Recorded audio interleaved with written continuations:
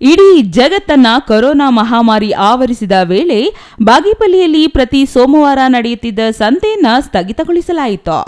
ಆದರೆ ಕೊರೋನಾ ಪೀಡೆ ತೊಲಗಿದ ನಂತರ ಅಲ್ಲಿ ಸಂತೆ ನಡೆಸಲು ಸಂಬಂಧಪಟ್ಟವರು ಮುಂದಾದ ಕಾರಣ ಸಂತೆ ಮೈದಾನ ಈಗ ನಿರುಪಯುಕ್ತವಾಗಿ ಬಿದ್ದಿದೆ.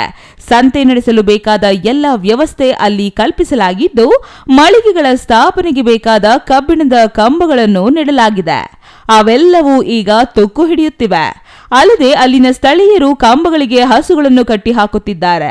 ಇಂದಿರಾ ಕ್ಯಾಂಟೀನ್ ನಿರ್ಮಾಣ ಮಾಡಲು ಅಲ್ಲಿ ಅರ್ಧಂಬರ್ಧ ಕಟ್ಟಡ ಕಟ್ಟಿದ್ದು, ನಾಗರಿಕ ವಿರೋಧದ ಹಿನ್ನೆಲೆ ಅದನ್ನು ಸ್ಥಳಾಂತರಿಸಲಾಗಿದೆ.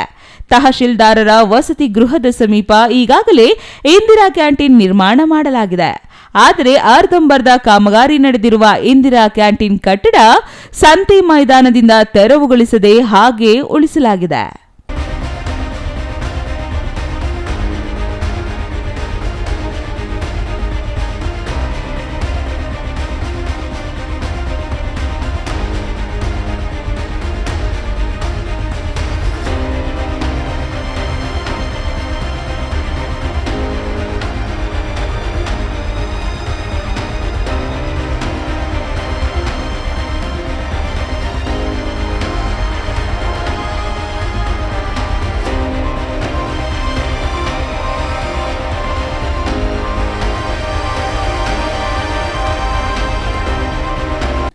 ಇದರಿಂದ ಹಾವು ಚೇಳುಗಳು ಸೇರುವ ತಾಣವಾಗಿ ಬದಲಾಗಿದೆ. ಸಾಲದೆಂಬಂತೆ ಅಲ್ಲಿ ಅನೈತಿಕ ಚಟುವಟಿಕೆಗಳ ತಾಣವಾಗಿ ಪರಿವರ್ತನೆಯಾಗಿದ್ದು, ಸಂಬಂಧಪಟ್ಟವರು ಯಾವುದೇ ಕ್ರಮ ಜರುಗಿಸದೆ ಸುತ್ತಮುತ್ತಲಿನ ನಾಗರಿಕರಿಗೆ ಕಿರಿಕಿರಿಯಾಗಿ ಪರಿಣಮಿಸಿದೆ.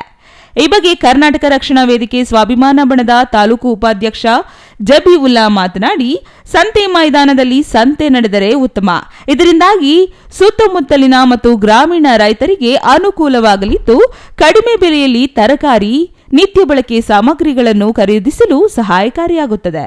ಆದರೆ ಸಂತೆ ಸ್ಥಗಿತಗೊಳಿಸಿದ ನಂತರ ಮತ್ತೆ ಆರಂಭ ಮಾಡಿಲ್ಲ. ಈ ಸ್ಥಳವನ್ನು ಸದುಪಯೋಗ ಪಡಿಸಿದ ಹಿನ್ನೆಲೆಯಲ್ಲಿ ಅನೈತಿಕ ಚಟುವಟಿಕೆಗಳ ತಾಣವಾಗಿ ಮಾರ್ಪಟ್ಟಿದೆ. ಹಾಗಾಗಿ ಕೂಡಲೇ ಸಂಬಂಧಪಟ್ಟವರು ಗಮನ ಹರಿಸಿ ಸೋಮವಾರ ಸಂತೆ ನಡೆಸಲು ಕ್ರಮ ಕೈಗೊಳ್ಳಬೇಕು ಎಂದು ಒತ್ತಾಯಿಸಿದರು.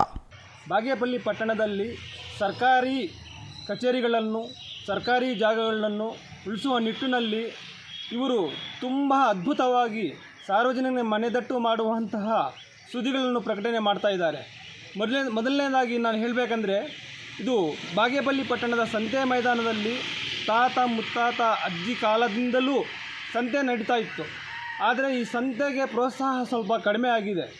ಯಾಕೆಂದರೆ ಈ ಸಂತೆ ಮೈದಾನದಲ್ಲಿ ಇರುವಂತಹ ಜಾಗ ಅನೈತಿಕ ಚಟುವಟಿಕೆ ತಾಣವಾಗಿ ಪರಿವರ್ತನೆ ಆಗ್ತಾ ಇದೆ.